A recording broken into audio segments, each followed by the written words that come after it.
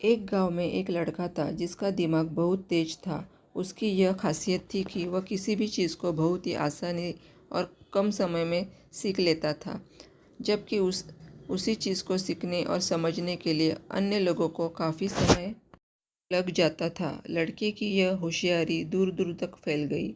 सभी लड़के की तारीफ में कहने लगे कि उसके जितना बुद्धिमान कोई नहीं है। लड़का चित्रकारी, मूर्ति बनाना, गीत गाना जैसे अन्य कई चीज़ों को जानता था। अपनी प्रसिद्धि को बढ़ाने के लिए वह अन्य काम और चीज़ों को भी सीखने लगा। इस तरह से उसे अपनी बुद्धिमत्ता पर अहंकार हो गया, क्योंकि वह साधारण व्यक्ति होकर कई असाधारण काम भी आसानी से करने लगा था। एक दिन लड़के का सामना भगवान गौतम बुद्ध से हुआ। लड़के को खुद पर खूब अहंकार था और इस कारण उसे किसी से ईर्ष्या नहीं होती थी, क्योंकि वह खुद को ही श्रेष्ठ समझता था।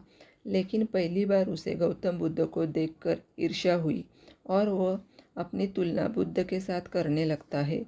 वह देखता है कि बुद्ध के पास भिक्षा मांगने के लिए सिर्फ एक कटोरा है और उसके पास बहुत सारा धन। बुद्ध ने साधारण वस्त्र धारण किए थे और उसके वस्त्र कीमती थे। बुद्ध नंगे पैर थे और वह नंगे पांव जमीन पर पैर भी नहीं रखता था। इस तरह से लड़का एक नहीं बल्कि कई चीज़ों से गौतम बुद्ध के साथ अपनी तुलना करने लगा। हर चीज़ से तुलना करने के बाद वह मन ही मन सोचता है कि आखिर मैं इस भिक्षु के साथ अपनी तुलना क्यों कर रहा हूँ, जबकि बुद्ध का और मेरा जीवन बिल्कुल अलग है। वहाँ मौजूद सभी लोग गौतम बुद्ध का सम्मान कर रहे थे। लड़का सोचने लगा कि आखिर इनमें ऐसा क्या है जो मुझ में नहीं है, जिस कारण मेरे भीतर इनके प्रति ईर्ष्या पैदा हो गई। अपने मन में चल रही जिज्ञासा को शांत करने के लिए वह बुद्ध के पास जाता है। बुद्ध के पास जाकर वह कहता है, मैं इस गांव का सबसे बुद्धिमान व्यक्ति हूँ और आप अपने आसपास जो भी देख रहे हैं मैं वह सब करना जानता हूँ। मैं किसी भी कार्य को बहुत कम समय में सीख लेता हूँ, इसलिए सभी लोग मेरा सम्मान करते हैं। लेकिन फिर भी आपको देखकर मेरे भीतर ईर्ष्या पैदा हो गई है। इसलिए मैं जानना चाहता हूँ कि आपकी उपलब्धि क्या है। सभी आपको इतना आदर सम्मान क्यों दे रहे हैं।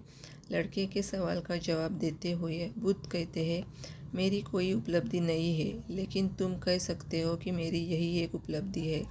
बुद्ध लड़के से पूछते हैं, क्या तुम्हें निंदा अच्छी लगती है।